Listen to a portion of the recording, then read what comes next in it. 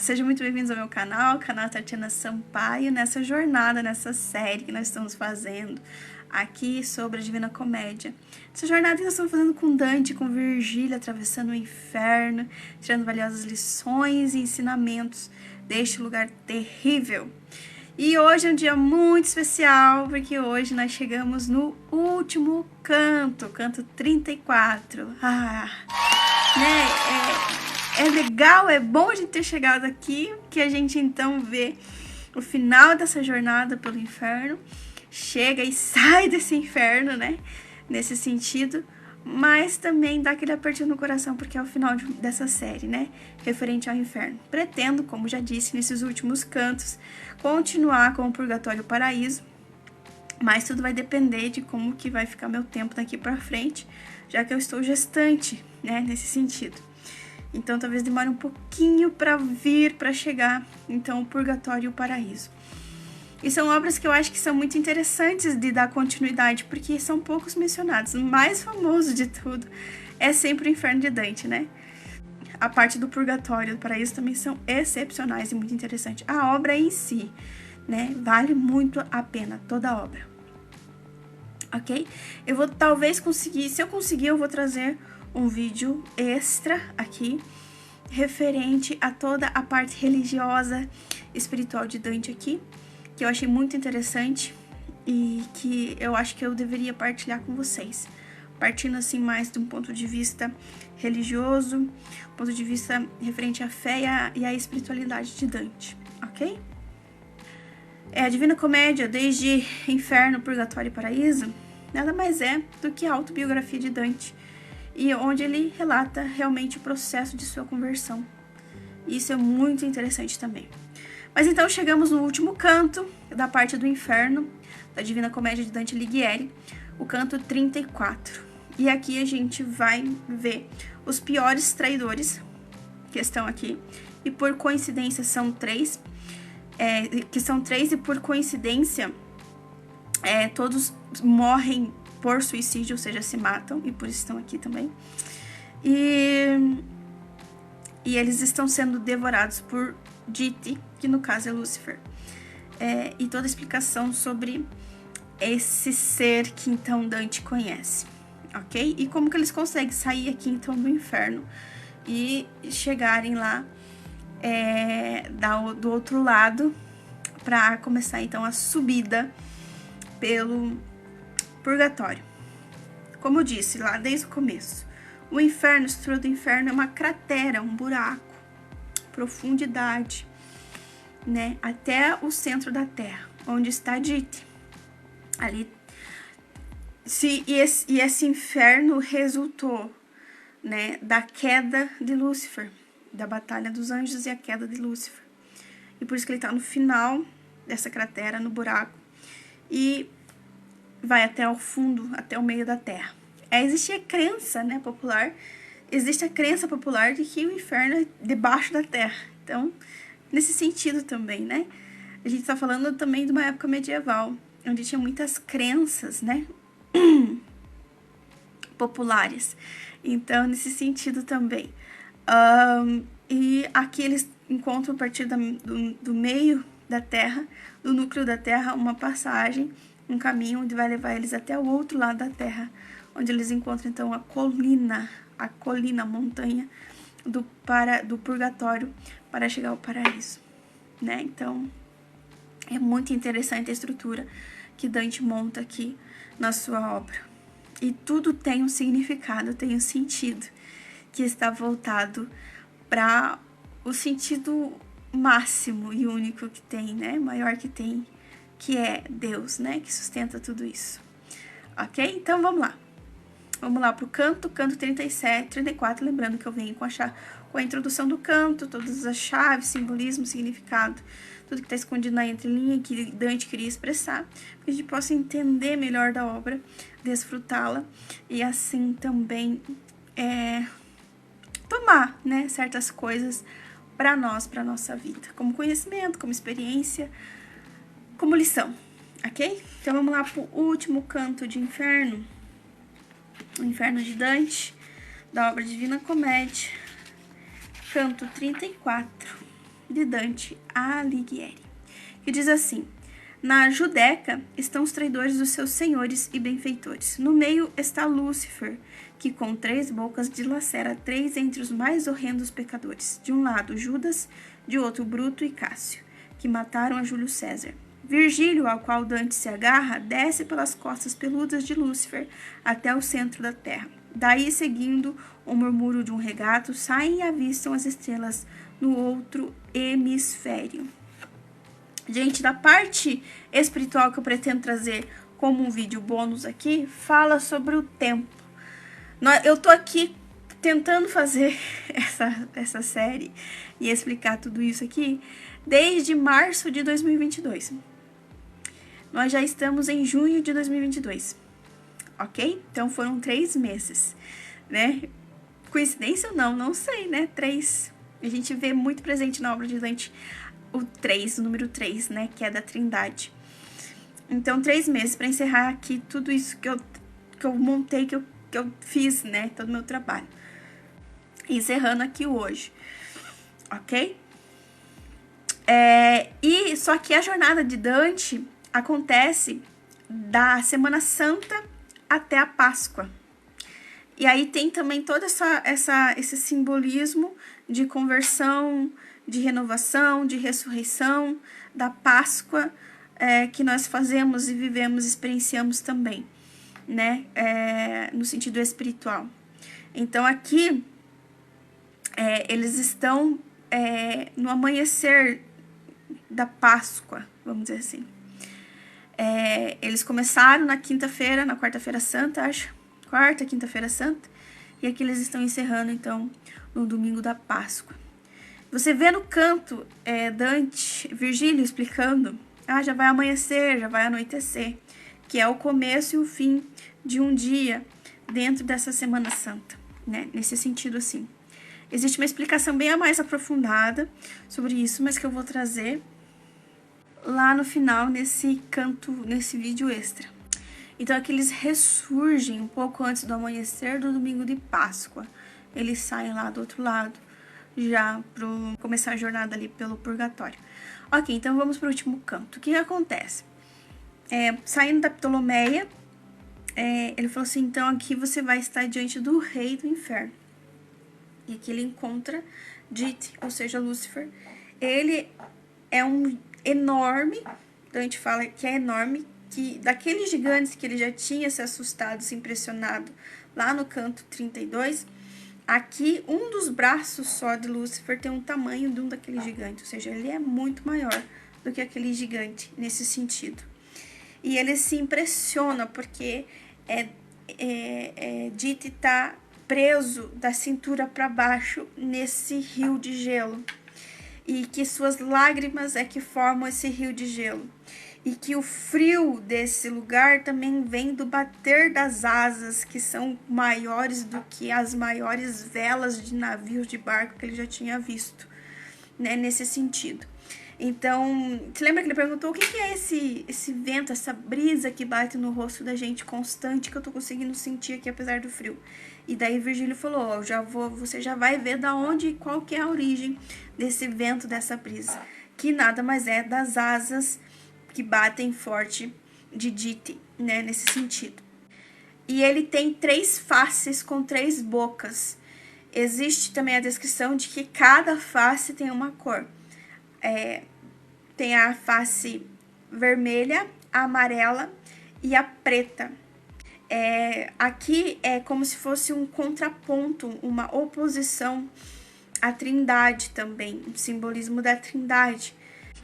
Um símbolo oposto à Trindade, né, nesse sentido, com o significado do ódio, da ignorância e da impotência, nesse sentido. E cada boca está comendo um dos pecadores. Então, esse giro aqui mais próximo e o último aqui, que está com Dite, também se chama Judeca, por causa do maior traidor de todos que já existiu, que é Judas Iscariotes, que é o traidor do seu Senhor e do seu benfeitor Jesus Cristo, aqui destinado aos traidores dos seus senhores e dos seus benfeitores. Mas Judas é o pior de todos, porque ele traiu não somente um homem, mas ele traiu o Filho de Deus, o próprio Deus, né? Assim como Dite, Lúcifer está aqui também, porque ele negou a Deus, né? Ele se revoltou, se rebelou contra Deus, né? Então, traiu Deus, digamos assim. E aí ele, na sua queda, então, forma, né, os 9 círculos concêntricos e o inferno, né? E ele está preso aqui. Tem uma pessoa que comenta, que fala que ele está preso aqui naquele sentido de autocentro, né? Ele ser o autocentro, porque ele está no centro da cratera, no centro do inferno, nesse egoísmo, nesse orgulho dele. E ele está aqui frio, gelado, imóvel, ele não consegue se movimentar, né, naquele sentido de estar fechado em si mesmo, estar centrado em si mesmo, que é o egoísmo, o fechamento em si, né, o fechamento em si e a negação de Deus, o orgulho, né, o egoísmo. E nesse lugar frio e gelado, né, por causa da frieza, da dureza do coração, né, que conforme o grau da maldade se fecha, né, esfria e endurece como uma rocha. Então, não é capaz do amor, não é capaz de sair de si, não é capaz do amor, não é capaz do ajudar o próximo, de ir até o próximo. E aqui no inferno, todos os pecadores, eles têm esse egoísmo, esse orgulho em si, nesse sentido. Essas almas são egoístas, são fechadas em si mesmos, ou seja, são autocêntricas, né, egocêntricas, vamos dizer assim. Estão, cada alma tem a sua história ali, a explicação voltada para si mesma, né, nesse fechamento em si, nesse orgulho, nesse egoísmo, né, sem qualquer outra virtude ou qualquer traço de amor, o amor que é doação, né, que é sair de si, essa abertura também para o bem, para o bom. Então, esse é o sentido do frio, do gelo, dele estar preso, imóvel, dele ser grande, dele estar no centro, né? Então, nesse sentido. Então, como eu falo, cada coisinha aqui, cada símbolo, não é por acaso, tem um significado, tem um simbolismo. Que se a gente aprofundar, a gente entende melhor o que Dante estava querendo expressar. Então ele fala assim, vocês podem imaginar, daí Dante passa a camada, né, e fala conosco, né, ele fala assim, imagine o que eu senti nesse momento, eu também estava parado, congelado, né, nesse sentido, de ver tudo aquilo e que era terrível. Então Virgílio fala para ele, se segura em mim, como sobe aqui nas minhas costas, né, se segura em mim porque a gente agora vai precisar atravessar. A gente vai ter que atravessar por ele. E aqui também tem um outro simbolismo, que ele está mordendo, comendo. E o rio cócito, o rio congelado, é o fruto das lágrimas com a baba sanguinária, ou a baba cheia de sangue de Dite. E o vento de suas asas, que são grandes, acaba congelando-as, assim como a frieza do seu coração, né? Seu coração de gelo, de pedra, nesse sentido incapaz do amor. Então, ele está mordendo esses pecadores que são os maiores de todos. E aqui traz o exemplo do pecado e do contraponto, né? De Judas, de Cássio e de Brutus. Então, Judas é o traidor de Jesus, o Filho de Deus, que era o Senhor, né? Que é o Senhor. Então, aqui traz o exemplo de Judas. Esse lugar, esse giro, esse último giro tem o nome de Judas, porque é o maior dos traidores, porque traiu Jesus, que é o Filho de Deus, que é o nosso Senhor e Salvador. Então, por causa do grau e da maldade desse pecado, esse lugar aqui, que é o último, ele recebe o nome do Judas, né? Judeca, de Judas Iscariotes. E eles são mais terrivelmente aqui atormentados e dilacerados por Dite. Como disse, tem 3 cabeças, 3 faces e 3 bocas. Cada boca tá mastigando um desses pecadores, que são os 3 piores que existiram na face da terra. Então, na boca vermelha está Judas, e ele está só com as pernas para fora, porque a traição de Judas foi velada, foi escondida. Ele não mostrou a cara. Ele foi atrás dos sumos sacerdotes e dos fariseus para entregar Jesus por 30 moedas de prata.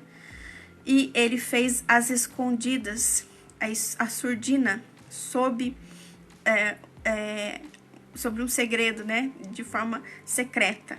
Então ele não deu as faces, não foi uma traição cara a cara, não foi uma traição de frontal, mas foi uma traição mesmo pelas costas de Jesus, né? Por isso que ele está sendo mordido, mastigado, engolido, primeiramente pela cabeça, porque foi velada a sua traição, ele não mostrou a face, não foi cara a cara, né? Foi de uma forma secreta e velada, então só se vê as suas pernas. Já Cássio e Brutus, já não, eles têm, então, as suas faces ali mostradas. Dante consegue ver suas faces, só não consegue ver suas pernas, nesse sentido. Bruto e Cássio, eles são os traidores do seu senhor, Júlio César. Brutus, ele era um político romano, e o Cássio, ele era um general romano. Juntos, eles tramam a morte de César. Conseguindo o intento deles, aquilo que eles queriam, ou seja, a morte de César, Bruto, juntamente com Cássio, eles organizam então um exército em Macedônia para conseguir então tomar o poder. Só que eles perdem nesse sentido a batalha, né? São frustrados então em seu plano, em sua estratégia, por Marco Antônio Otaviano, que posteriormente se torna, né, o imperador. Nessa frustração, nessa queda, nesse sentido, ele então se suicida. Brutus se suicida e o Cássio também se suicida, assim como Judas. Cássio e Brutus, depois de conseguirem o que eles queriam, que era matar, então, né, a morte de Júlio César, eles sendo fracassados nos outros planos, né, eles acabam então se suicidando, são suicidas, por isso também estão aqui. Então, Virgílio fala, sobe aqui, né, se segura em mim que a gente vai ter que subir por dito para a gente conseguir adentrar ali um buraco na rocha, que a gente passar dele e então ir em direção a outra parte, que é o purgatório. Então Virgílio começa a pegar no pelo, né, na pele, no peito peludo de Lúcifer, e escala até chegar em um determinado ponto, onde eles passam por um buraco ali na rocha, e eles se encontram então no meio da terra. E por estarem no meio da terra, no centro da terra, literalmente, ali há uma jogada na gravidade, onde aqueles que estão descendo por causa da mudança da gravidade não estão mais descendo, mas estão subindo, né? Nesse sentido assim. Então, eles são jogados, lançados por uma fenda, que também é consequência dessa queda de Lúcifer, porque quando Lúcifer, e Virgílio explica, né? Quando Lúcifer caiu e formou a cratera do inferno, formou também a terra, né? Nesse sentido, assustada com o que estava acontecendo, com medo do que estava acontecendo, ela foge para o outro lado. E o outro lado, então, forma uma colina, um amontoado de terra, porque a terra estava fugindo assustada daquele estrondo, daquilo que estava acontecendo, fugindo assustada, tentando voltar para o céu ou chegar ao céu, né, que talvez seria o refúgio mais seguro. E aí, esse refúgio de terra que sobe então forma então a colina do purgatório. Então existe um caminho ali, como se fosse um funil. E ali, então eles começam a andar por essa fenda. Ali escorre também um fio de água, um rio de água, que vem parte também desse buraco da cratera do inferno e que chega até o purgatório ali, né? As margens do rio do purgatório. Porque a colina está envolta de água, né? Nesse sentido, é como se fosse uma ilha, né? Vamos dizer assim. Então eles saem. E quando eles saem ali, ele fala, vamos rápido porque já está anoitecendo. E aí Dante fala, mas a gente estava agora mesmo na parte da manhã e agora já estamos na parte da noite, não entendi o que está acontecendo. E fica muito confuso, a gente estava descendo, agora a gente está subindo. O que está acontecendo? Por causa dessa mudança de gravidade. Exemplo, nós estamos aqui no Brasil. Aqui é tal hora, vamos dizer assim, é meio-dia agora. Lá no Japão, que é o outro lado da Terra, é meia-noite. Então, é nessa jogada que Dante faz aqui, é essa jogada que Dante faz aqui, do tempo, da gravidade, do espaço e tudo, tá? Então, Lúcifer caiu de um lado da Terra, que formou, então, um caminho até o outro lado da Terra, onde tem a colina do purgatório. E dessa cratera, que é o inferno, existe um caminho que se chega até lá. Né? No meio do caminho, que é o centro, o núcleo da Terra, existe ali uma mudança de gravidade, onde ali então a hora muda, altera, e também a gravidade altera. Quem estava descendo agora está subindo, e se era de manhã, agora então é à noite. Por isso que eles chegam lá na colina, eles seguem por esse caminho. Agora, o que era uma descida, né? A descida no inferno agora se torna uma subida. Então, agora eles estão subindo para a colina do purgatório. O que era dia agora se tornou noite. E é por isso que quando eles chegam, saem desse caminho e avistam ali a montanha do purgatório, saem ali à vista da montanha do purgatório, já é o amanhecer de um novo dia.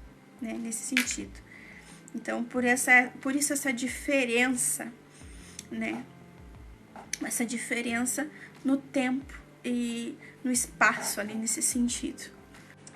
Então, aqui, esse amanhecer, onde eles avistam a montanha do purgatório, é o amanhecer do domingo de Páscoa. Ou seja, toda essa jornada pelo inferno foi durante a Semana Santa. Eles começam na meia-noite de Quinta-feira Santa e eles terminam no amanhecer de domingo de Páscoa, né? Parece uma eternidade essa viagem, mas aconteceu em 3 dias, né? Nesse sentido.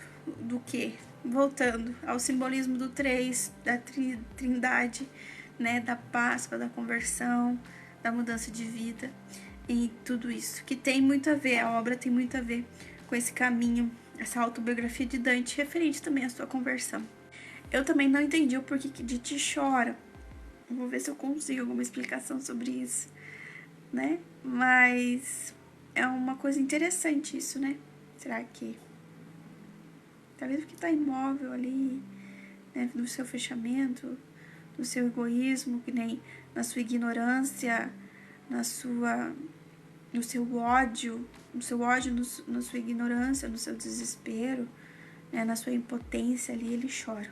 Porque ele tá preso, né, no fim do inferno. Nesse sentido. Existe uma outra explicação também sobre o canibalismo de Dite.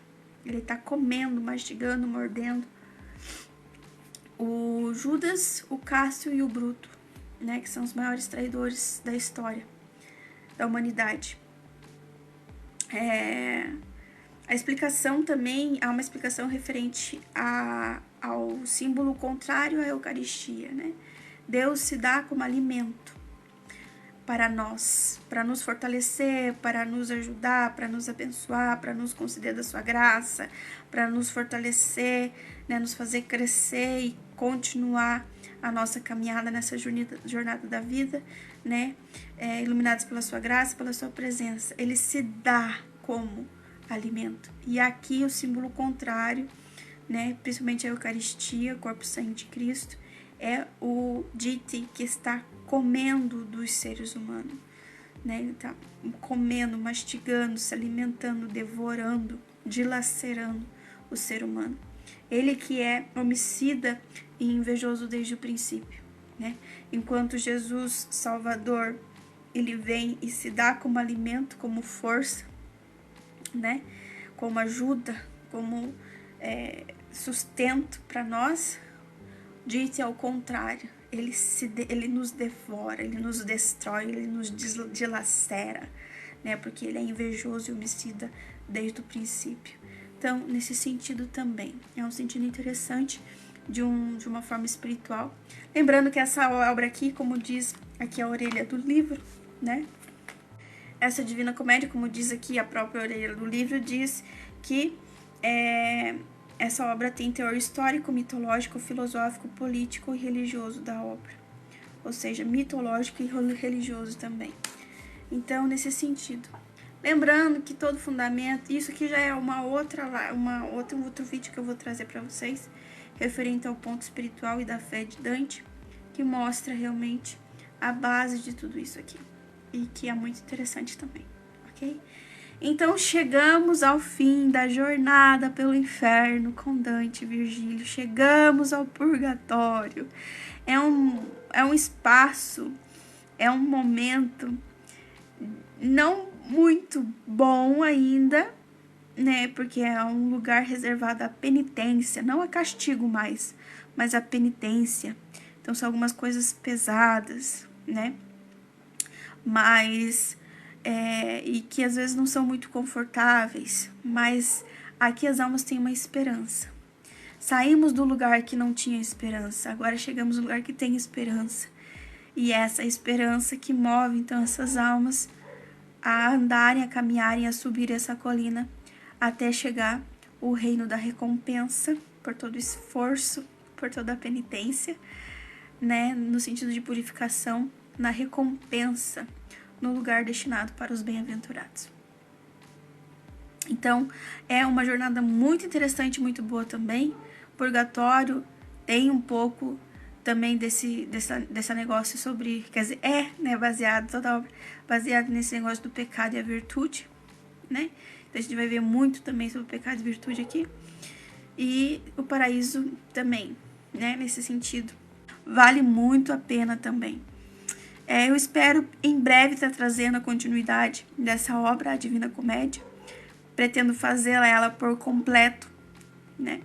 Então, mas eu não sei quando, não posso prometer quando, mas que pretendo trazer Purgatório e Paraíso nesse mesmo esquema, nesse mesmo formato, ou até melhor, pretendo sim, ok? Espero que você tenha gostado de todas as lições, de tudo que eu trouxe, tudo que eu passei, que eu compartilhei aqui nessa série, sobre essa obra maravilhosa, sobre tudo isso que Dante expressou maravilhosamente, perfeitamente, né, sobre de um ponto de vista ético, moral, político, religioso, humano, né, e que agrega valores imensos para a nossa vida, conhecimento, sabedoria, muito bons para a nossa vida, lições, né, muito boas para a nossa vida, nos fazem refletir. É uma obra que não só lemos, mas podemos meditar em cima dela, né? Por isso que é uma grande indicação de literatura católica, né? Muitos padres indicam, é a base da literatura, né, italiana, digamos assim, né? Foi o famoso poeta de sua época e continua sendo, ou seja, seu nome vem sendo ecoado até hoje. Então, é muito interessante, vale muito a pena. E é daquelas obras, assim, que tira o fôlego da gente e nos faz pensar, né, como que funcionava a cabeça de um homem. Tamanha inteligência, sabedoria, discernimento de um homem, estrutura de um homem para montar uma obra épica dessa, perfeita, divina, né?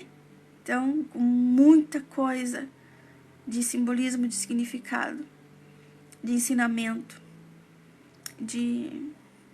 que nos faz transcender, né? Se a gente for meditar sobre a obra, nos eleva a alma e o espírito.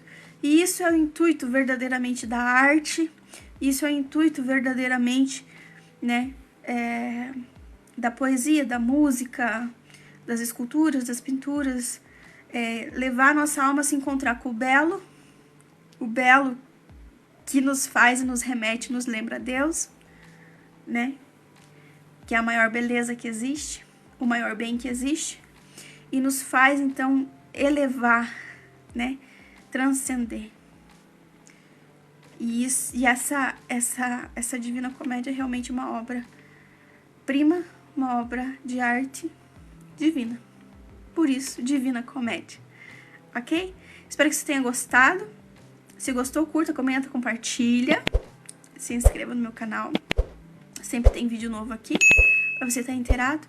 Se inscreva e ative o sininho, porque quando eu vir com a nova série sobre o Purgatório, sobre o Paraíso, você vai ser notificado e você vai ficar por dentro de tudo que acontece nessa obra, ok? Eu agradeço de coração a sua presença, a sua companhia, nessa jornada linda, diferente, né? Mas importante e interessante que nós fizemos juntos com Dante e Virgília aqui pelo inferno. E espero que assim como para mim, assim como comigo, você também tenha agregado muito valor, conhecimento, entendimento, sabedoria, né? Aí a sua vida, ok? Esse é o intuito desse canal, esse é o intuito, eu acho, de tudo isso que eu faço aqui, e espero ter ajudado de alguma forma, né? Espero ter feito a diferença, né? De alguma forma, em algum sentido, aí na sua vida, ok? Deus abençoe você, fique com Deus, beijo no coração, e até a próxima série, né? Mas nos vemos aqui nos meus vídeos aqui diários, ok? Deus abençoe.